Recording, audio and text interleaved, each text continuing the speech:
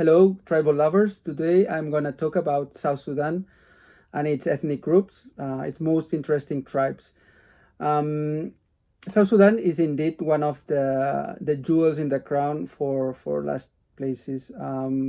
I visited the country for the first time in 2012. A travel agency in the UK asked me if I could do a prospection, and I decided to go. I contracted the services of a company there that surprisingly enough disappeared at the very last moment, but I decided to go anyway. And I started with a Kenyan driver, moving from tribe to tribe, following an ethnographic map I had found in an archive at the Pitt Rivers Museum in Oxford, UK.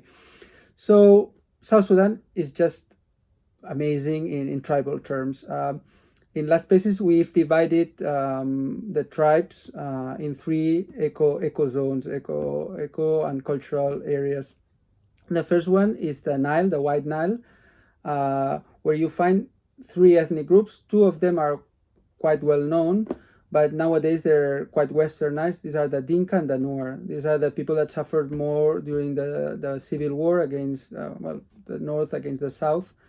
And these people, I've gone to several cattle camps, and they're interesting. In a way, they're worth visiting. But if you're looking for nakedness, for tradition, that's not the place. The best community to see how the Nilotic life is preserved is in the Mundari area. The Mundari, they have a very similar style to that of the Dinka. They worship their cows, their Ankole Watusi cows with the long horns. They have these massive cattle camps with thousands of cows. But with respect to the Dinka, in comparison to them, they have preserved more the aesthetics, the classical aesthetics. So if you want to see how the Dinka used to look in the 1970s, 1980s, you have to go to a Mundari cattle camp. North of Terakeka, you still find naked men in the cattle camps, and scarification has been preserved until recent times. Yeah, the five V's representing the cow horns can still be seen. The Mundari are the most iconic tribe in South Sudan, and a lot of tribal photographers or people looking for extreme experiences are traveling there with us to experience the Mundari life.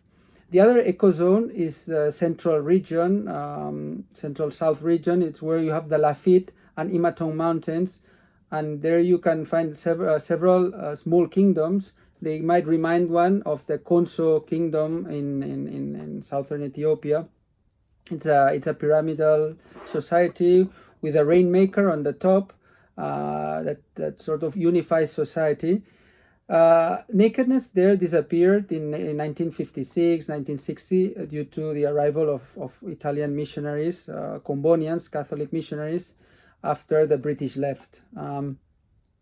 So nowadays, most of these tribes, we could mention the Imatong people, the Lopit, the Dongotono, the Tenet, and the Lotuko.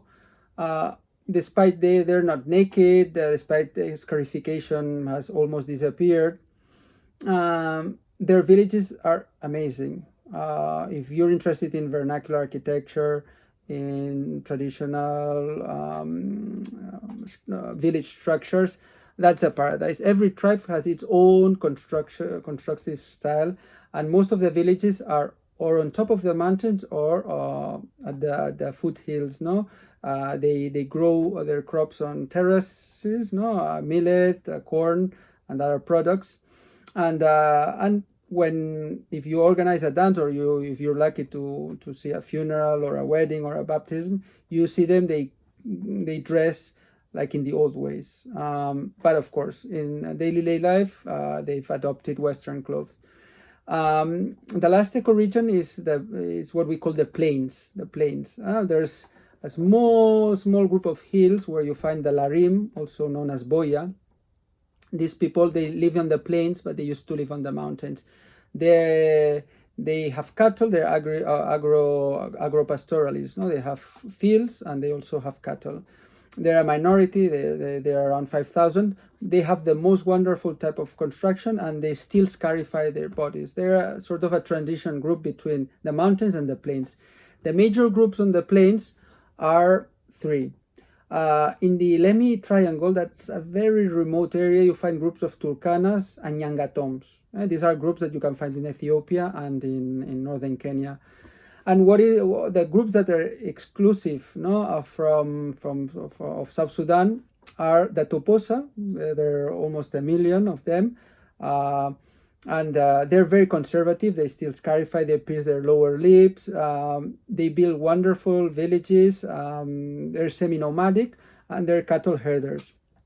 Then there's a subgroup of the Toposa called the Gie. They're quite isolated. Schools have not yet arrived. No missionaries. They have the biggest villages in Africa, traditional villages. Each village can host around 2,000 people in just one village. They're maize-wise, and they're defensive, no, because they're surrounded by the Toposa in the south, and north they have the Murle. Murle are the third more traditional group, tribal group in the eastern plains. The Murle are a group that we haven't explored in depth because the area, well, it has a bit of a conflict between the Dinka and the Murle. They're pastoralists. They have big herds of cattle.